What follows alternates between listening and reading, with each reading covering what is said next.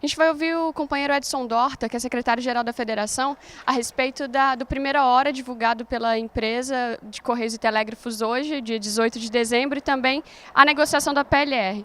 Edson, a empresa disse que tem uma proposta de PLR, foi o que ela informou no Primeira Hora. Vocês conhecem essa proposta? Ela existe? A empresa ela tratou a questão da PLR de forma unilateral.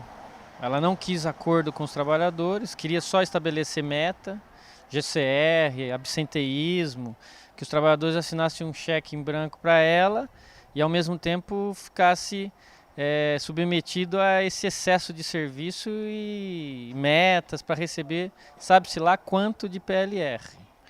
Essa de 2002. Então, portanto, a gente não tem esse valor. A empresa ela levou para os órgãos do governo e o governo decidiu que vai pagar essa PLR, segundo ela, no Primeira Hora, no primeiro semestre. Ninguém sabe qual é o valor e ela ainda também não notificou a gente, não apresentou nenhuma proposta do que será pago. Até uma surpresa.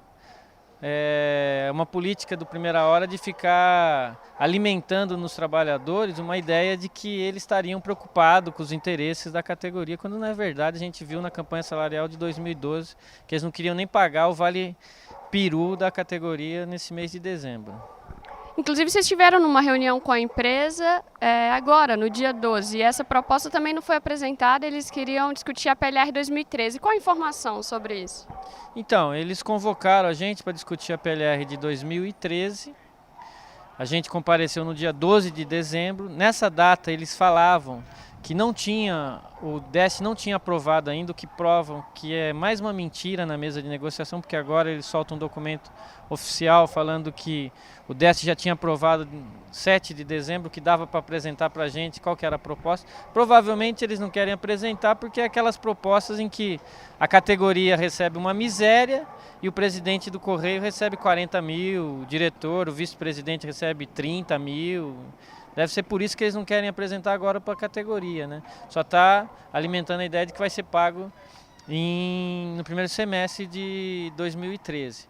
E também é um absurdo a negociação da PLR de 2013, porque a gente nem começou o ano de 2013, eles já chamaram a gente para discutir o lucro, sendo que nem foi auferido nenhum lucro. Na verdade, eles não querem negociar o lucro da categoria, a participação nesse lucro. Eles querem estabelecer essas metas, o GCR, estipular que o trabalhador tenha que trabalhar mais do que ele já está trabalhando, do suor que ele já está dando para estabelecer esses lucros recordes que, segundo a própria direção da empresa, pode chegar a R$ 1 bilhão esse ano. Também foi dito, e os próprios sindicatos unificados divulgaram, Sindicato de São Paulo, Rio de Janeiro, que também foram chamados para negociar. O que isso significa?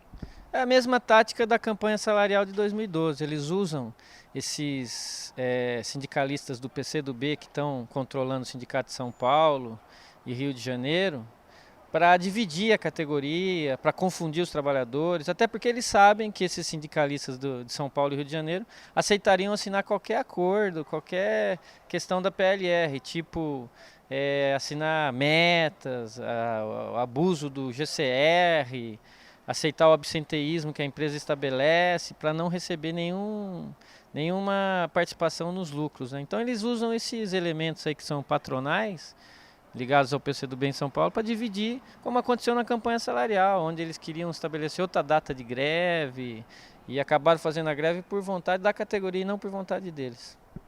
E qual que é a posição da federação com relação à PLR? Qual é de fato a reivindicação dos trabalhadores? Os trabalhadores, na verdade, eles querem saber qual que é o lucro da empresa, para depois discutir a participação nos lucros, isso sem estabelecer nenhum critério, nenhuma meta, GCR, nada.